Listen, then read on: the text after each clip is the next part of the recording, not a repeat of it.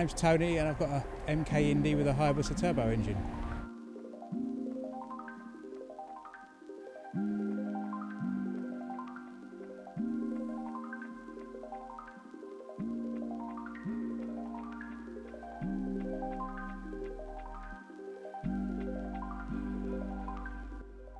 So kit cars, I think I've had 7 or 8 over my time. The first one was a Robin Hood, and then I've had a few of the Jeremy Phillips cars. I like his cars. They handle well. I had a Stylus, which I put the rotary turbo engine in it, and I had a Fulcrum, which was a good car. A previous Indy to this with a Pinto engine and a Tiger with a Z-Tech, and then and this one came along and it was too good to be true.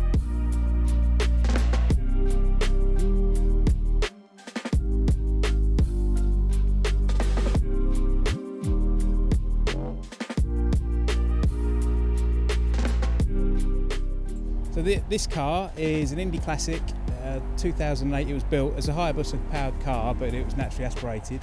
I bought it from the guy who built it.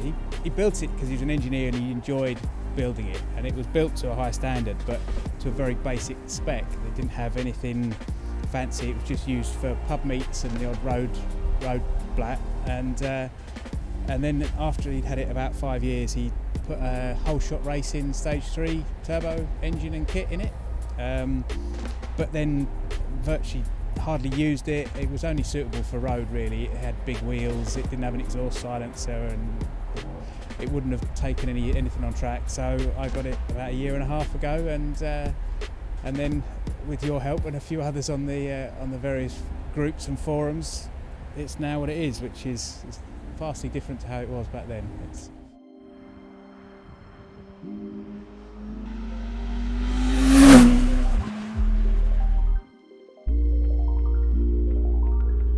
Well, it's geared to 146 and it did that at Snetterton on the back straight, so I know it'll do 1 foot, I know it'll top out. It's standard gearing in it, so but it's got 16-inch wheels on the back to 15s on the front to give me a little bit more gearing, but yeah, it's ballistic in a straight line, and that was only on the middle boost setting. I haven't really used it on the high boost, that was more for pub talk, but everything has changed. So it's got the dry sump kit from you guys, and the big 5-litre tank.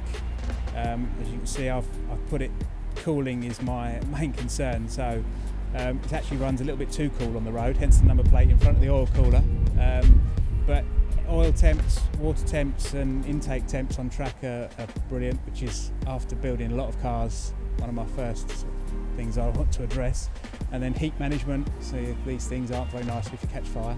So and then I like got to look nice. So yeah, the little things. I put the wider arches on it.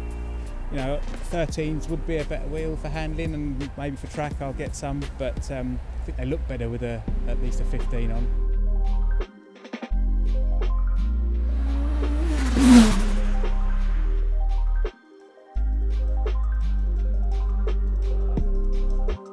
My favourite thing about the car is the attention it gets. We were at a little car show locally the other day, and there were Ferraris all over the place, and I had a crowd standing around this for most of the day.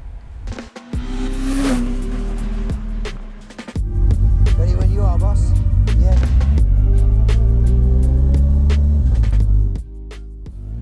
Right, so here we are in Tony's Hayabusa MK Indy Classic Turbo. Low boost.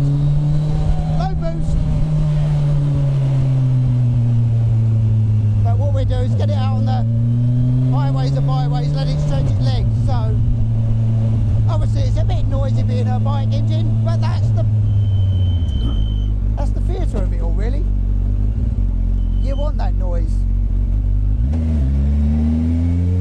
And what boost are we on, Tony? Middle setting. Middle settings, about what? 8 psi, 280 of the wheels. So, well, I know what happens as the turbo goes like, so this is going to be way up there. Here we go, here we go, here we go.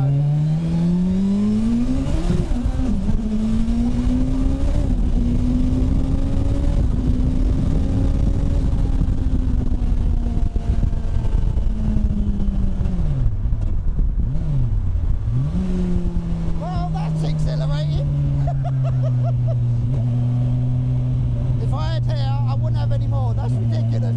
Lighting up the back wheels, absolutely lighting it up. Pretty much any gear, I reckon, but yeah. Here she goes. Woo! Yeah, man!